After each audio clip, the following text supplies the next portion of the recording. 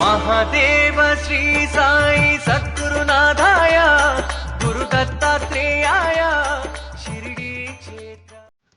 ప్రతి సంవత్సరం తన తండ్రి పేరు మీద అన్నదానం చేయటం సాంప్రదాయంగా కృష్ణారావు నారాయణ వల్కర్ చేస్తూ ఉండేవారు. అదేవిధంగా శ్రీ దత్తమహారాజ్ జ్ఞాపకార్థం అన్నదాన కార్యక్రమం నిర్వహిస్తూ ఉంటారు. ప్రతి సంవత్సరం 100 మంది బ్రాహ్మణులకు పసందైన విందు ఏర్పాటు చేసేవాడు. ఏ కారణం వలనైనా ఒక సంవత్సరం తప్పిపోతే మరుసటి సంవత్సరం 200 మంది బ్రాహ్మణులను ఆహ్వానించేవాడు. 1918లో బాబా మహాసమాధి చెందినప్పుడు ఏదో కారణం వల్ల అన్నదాన కార్యక్రమం నిర్వహించలేదు. అందువల్ల 200 మంది బ్రాహ్మణులను ఆహ్వానించి ఒక శనివారం విందు ఏర్పాటు చేయడానికి నిశ్చయించాడు. మరుసటి రోజు మంగళవారం ఉదయం 5 గంటలకి మామూలుగా లేచి నామస్మరణ చేయడం ఆరంభించాడు. కాకాసాహెబ్ దీక్షిత్ని విందుకు ఆహ్వానించాలని బలమైన కోరిక కలిగింది. కొద్దిసేపైన తర్వాత అనుమానం తలెత్తింది. విందుకు కాక అంత దూరం నుండి వస్తాడా అనే అనుమానం కలిగింది.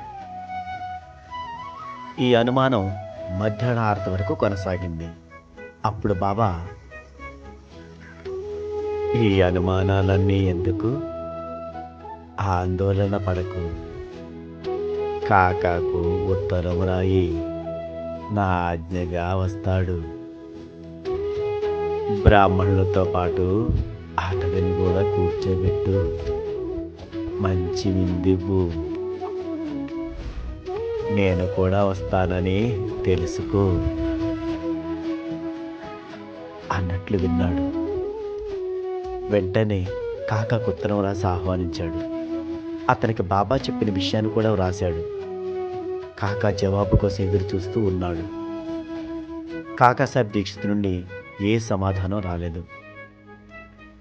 కాకా రాకపోతే బ్రాహ్మణులు ఆహ్వానించడం వృధా అని భావించాడు. శనివారం రోజు చాలా దుఃఖపడ్డాడు. అతని మనసు కలతపడింది. అంతా సిద్ధంగా ఉంది. బాబా ఫోటో దగ్గరికి వెళ్ళి, నేను పాపిని, మీరు నా ఇంటికి విందుకు రారు అని వాపోయాడు. సాష్టాంగ నమస్కారం చేసి బయటికి వెళ్ళిపోయాడు. ఆ సమయంలో అతనికి టెలిగ్రామ్ వచ్చింది. కాకా, శ్యామ ఢిల్లీ ఎక్స్ప్రెస్లో వస్తున్నట్లు అందులో ఉంది. అతని ఆనందానికి అవధులు లేవు. వెంటనే అతడు, అతని స్నేహితులు వారిని ఆహ్వానించడానికి స్టేషన్కి వెళ్ళారు. ఎంతో భయభక్తులతో వారిని బ్రాహ్మణులతో పాటు ఆసీనులు చేశారు. మనపూర్వకమైన విందును అందరూ ఆరగించారు. అనుకోని శ్యామ రాకతో బాబా కూడా వచ్చి భోంచేశాడని పారుల్కర్ భావించాడు. బాబాకు బదులు శ్యామాను పంపిస్తూ ఉంటాడని తెలుసుకున్నాడు.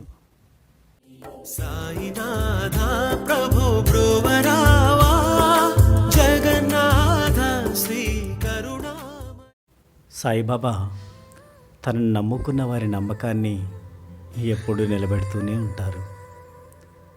కాకపోతే మొదట కొంత ఆందోళనకు గురి చేస్తారు. అది కూడా భక్తుడికి భగవంతుడు పెట్టే పరీక్షే. బాబా పరుల్కర్ ఆందోళన తగ్గించి కాకాసాహెబ్ దీక్షిత్ రాకతో అతని కోరికను తీర్చారు. శ్యామ రూపంలో బాబా ఆ విందును ఆరగించి అతనికి ఎనలేని ఆనందాన్ని ఇచ్చారు మన సాయి తండ్రి. సాయినాథ్ మహారాజ్కి జై.